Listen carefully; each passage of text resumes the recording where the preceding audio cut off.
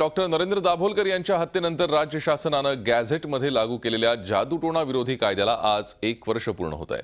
हा कायदा लागू होताच राज्यभरात 105 गुन्हे दाखल झालेत। विशेष म्हणजे त्यात सर्वाधिक 10 गुन्हे एकट्या नाशिक जिल्ह्यात दाखल झालेत। 2013 हिवाळी अधिवेशनातच 18 डिसेंबरला विधानसभेत जादूटोणा विरोधी कायदा मंजूर झाला आणि 20 डिसेंबरला त्याचं गॅझेटमध्ये रूपांतर झालं। वर्षभरात राज्यभरात 105 गुन्हे दाखल झाले असले तरी याच अंधश्रद्धेतून 12 जणांचा बळी गेलाय। गुन्ह्यांच्या संख्येवर एक नजर टाकूया।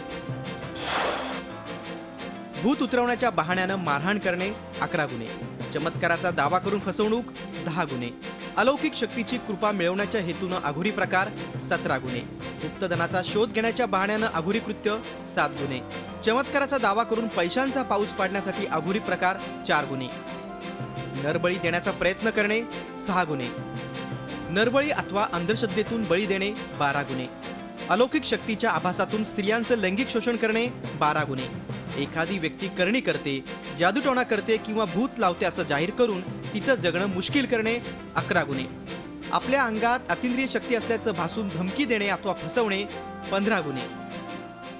जादूटोणा विरोधी कायद्याच्या अंतर्गत आतापर्यंत 105 पेक्षाही जास्त गुन्हे दाखल झालेले आहेत।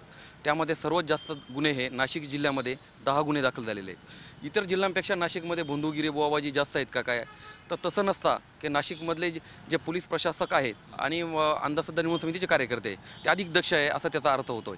नाशिक पाठोपाठ यवतमाळ आणि पुणे या जिल्ह्यातही बऱ्यापैकी गुन्हे दाखल झालेले आहेत की दक्षता अधिकाऱ्याची नेमणूक नसतानाही उत्स्फूर्तपणे एवढे गुन्हे दाखल होणे म्हणजेच सामान्य लोकांना न्यायाची अपेक्षा कशी निर्माण झालेली आहे हे यानिमित्ताने अधोरेखित होत आहेत। प्रारंभी हा कायदा फक्त हिंदू धर्मातील बुवाबाजी विरुद्ध असल्याचा संशय व्यक्त झाला होता, मात्र कायद्याची अंमलबजावणी पाहिली तर सर्वच धर्मातील कोणीही जादूटोणा करीत असेल तर त्यांच्यावर कारवाई होत असल्याचं यातून स्पष्ट झालंय।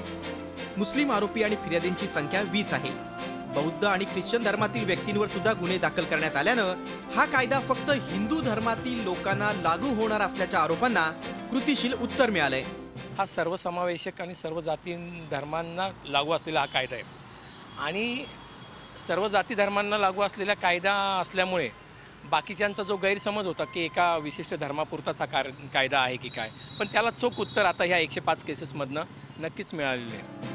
अंधश्रद्धा निर्मूलन समितीचे सजग कार्यकर्ते आणि पोलीस प्रशासन जागरूक असल्यानं नाशिक जिल्ह्यात सर्वाधिक गुन्ह्यांची नोंद झाली आहे। याच पद्धतीनं राज्यात पोलिसांनी सजग राहून जादूटोणा समूळ संपवणं गरजेचं आहे।